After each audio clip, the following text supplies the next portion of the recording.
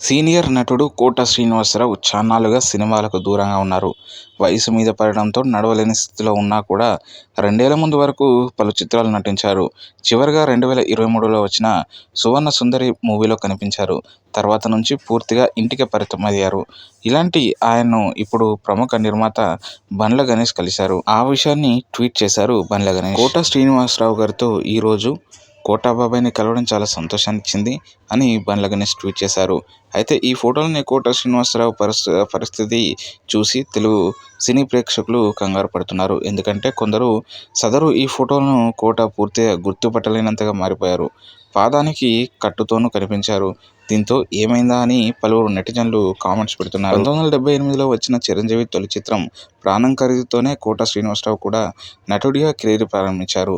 అక్కడి నుంచి వందల కొద్దీ సినిమాల్లో విలన్, సహాయ పాత్రలు చేస్తూ ఎంతో గుర్తింపు తెచ్చుకున్నారు.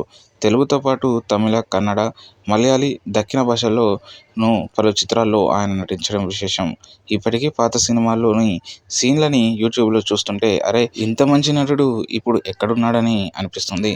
కానీ ఆయన మాత్రం అనారోగ్య సమస్యల కారణంగా తనకు ఇష్టమైన నటనను దూరం పెట్టాల్సి వచ్చింది.